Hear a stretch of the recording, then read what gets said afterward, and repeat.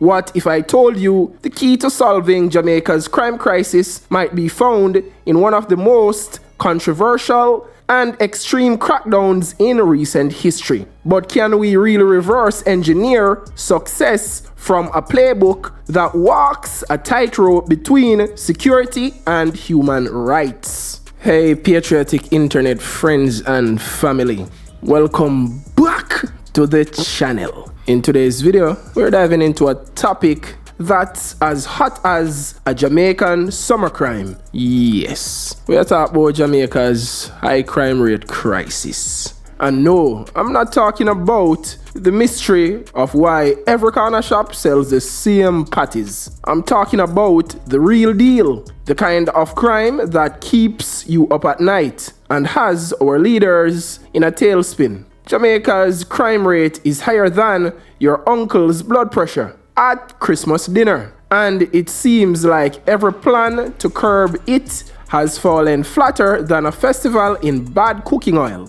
But what if I told you there was a way out of this mess? What if Jamaica could take a page out of El Salvador's playbook? That's right. We're talking about reverse engineering Bukele's crime crackdown. Let's get into it. Welcome all patriotic Jamaicans. The movement continues. Make we get into it now. Let's kick it off. Jamaica's crime rate is at a national crisis, one that has left too many communities living in fear and too many lives cut short. While traditional approaches have faltered, there's a tiny nation in Central America, El Salvador, where a young, brash leader named Nayib Bukele has taken an unorthodox and brutal stance against crime. His methods have been both praised and condemned worldwide. Could Bukele's iron fist strategy be the blueprint Jamaica needs? Or is it a dangerous gamble that could do more harm than good? Today, we're diving deep into how Jamaica might adapt Bukele's controversial tactics to finally turn the tides against crime. Jamaica, let's talk about reversing the tide. How Jamaica can learn from Bukele's crime crackdown in El Salvador. Jamaica, now let's face it, our beloved island is struggling with crime. And not the petty kind. No, we're talking about the kind that makes the headlines and has everyone questioning whether it's safe to even take a stroll after dark. But there's a light at the end of this very dark tunnel. And it's coming from a place you wouldn't expect. El Salvador. Yes, you've heard that right. El Salvador, a country that once made the news for all the wrong reasons, is now the blueprint for tackling gang violence. And the man behind this miracle, President Nayib Bukele. Jamaica, now let's talk Bukele's blueprint, the El Salvador story. Jamaica, so who is this Bukele guy? And why should Jamaica care? Well, Jamaica, imagine if we had a leader who wasn't just talking tough on crime, but actually delivering results. Bukele took office and didn't just sit around sipping coffee. He rolled up his sleeves and declared war on gangs. And when I say war, I mean he went all in like a poker player with a royal flush. He implemented a state of emergency that basically turned El Salvador into a no-go zone for gangs. Think of it as a curfew, but on steroids. The kind of legal gymnastics that would make a constitutional lawyer break out in hives. But guess what? It worked. It worked. The gang members were rounded up faster than stray dogs at a food festival. And suddenly, the streets were, dare I say it, safer. Jamaica, but here's where it gets interesting. Bukele's crackdown wasn't just about brute force. He also knew how to play the political game. He got the legislature on his side, made some, let's say, creative legal reforms, and boom, he had near total control of the government. It's like giving Batman the keys to the Batcave and telling him to go wild. And while he went, with sweeping arrest, increased jail times, and redefining who could be locked up, let's just say if you even looked like you might join a gang, you were getting a one-way ticket to jail. What I really want to know is, can Jamaica do the same? Jamaica, so what does this mean for us? Could Jamaica, with all its beauty and brawn, pull off a Bukele-style crackdown? Let's break it down.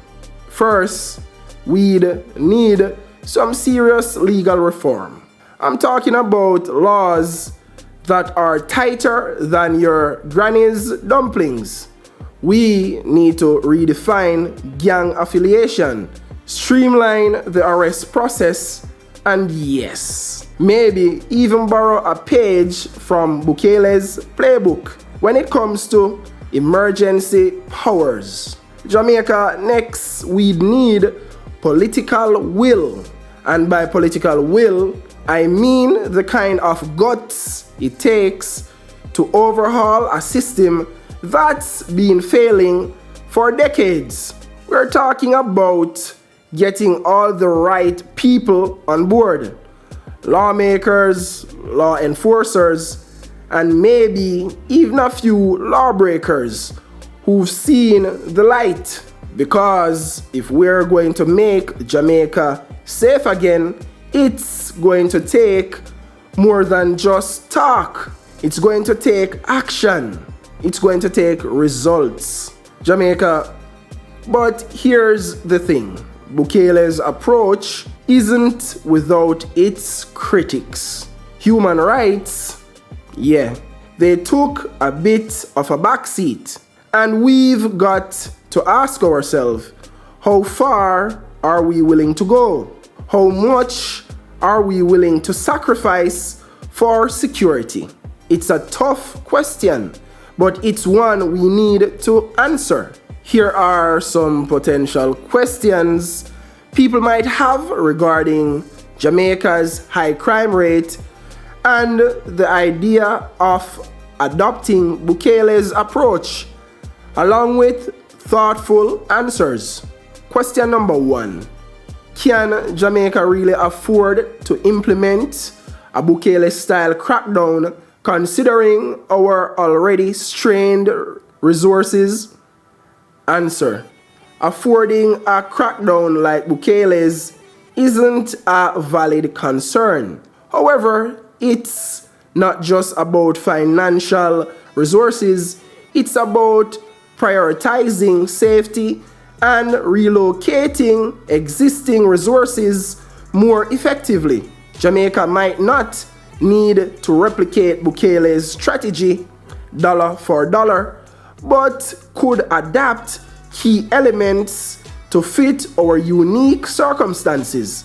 Focusing on legal reforms, community policing, and smarter resource management could make a big difference without breaking the bank. Question number 2. What about human rights? Won't a crackdown like this lead to abuses and injustice? Answer. This is a crucial issue. Bukele's approach has faced criticism for human rights violations, and that's something Jamaica would need to consider seriously. The goal should be to find a balance between security and civil liberties by ensuring oversight, transparency, and accountability. Jamaica could implement a tough on-crime strategy while still protecting human rights. It's about learning from El Salvador's successes and their mistakes. Question number 3. How can we ensure that innocent people aren't caught up in the mass arrest like in El Salvador? Answer: mass arrest can be problematic, and that's why careful implementation is key. Jamaica would need to establish clear criteria for arrest and ensure that law enforcement officers are well trained in distinguishing criminals from ordinary citizens. Investing in better intelligence and community cooperation could help prevent innocent people from being wrongfully targeted. Question number 4. Won't this kind of crackdown just push gangs underground, making them harder to eliminate? Answer: there's a risk that gangs might go underground, but with a comprehensive strategy, we can mitigate that. A successful crackdown should be multifaceted, combining law enforcement with social programs to prevent gang resurgence. By cutting off their revenue streams and disrupting their networks, we can keep them from simply going underground and biding their time. Question number 5. How will the government maintain long-term peace after such a crackdown? Answer: maintaining long-term peace is about more than just cracking down. It's about follow-through. Post-crackdown, the focus should shift to rebuilding communities, offering education and job opportunities, and strengthening the justice system to handle cases efficiently. A sustainable approach would involve continuous community engagement and addressing the root causes of crime, ensuring that once the gangs are down, they stay down. Question number 6. Won't this approach cause fear and mistrust among the general public? Answer: there's definitely a risk of creating fear and mistrust, especially if the crackdown feels heavy-handed. That's why transparency and communication are vital. The government would need to clearly communicate the purpose and methods of the crackdown to the public, ensuring they understand that the aim is to protect them, not to target innocent people. Building trust with the community before, during, and after such an operation is essential. Question number 7. What if this crackdown doesn't work? What will be the fallback plan? Answer: failure is always a possibility, but that's why any such strategy should include a contingency plan. If the initial crackdown doesn't yield the desired results, the government would need to be flexible and ready to pivot to alternative approaches, like focusing more on social interventions or increasing international cooperation on crime. It's important to view this as one part of a broader, adaptable strategy rather than a one-size-fits-all solution. Question number 8. How can we ensure that this doesn't turn into a political tool for future governments to abuse power?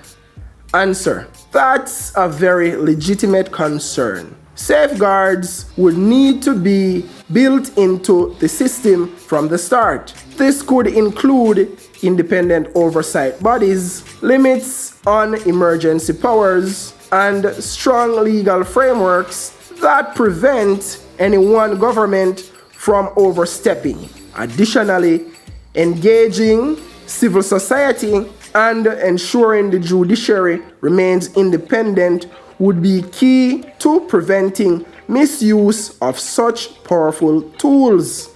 These questions and answers aim to address common concerns and provide a nuanced perspective on the potential implementation of a Bukele-style crackdown in Jamaica. Jamaica, so what do you think? Could Bukele's tactics work in Jamaica, or is it a case of trying to fit a square peg in a round hole? Let me know in the comments below. And if you're new here, don't forget to hit that subscribe button and ring that notification bell so you never miss an update. Stay safe, stay informed, and as always, keep the conversation going. Catch you in the next one. One love, Jamaica.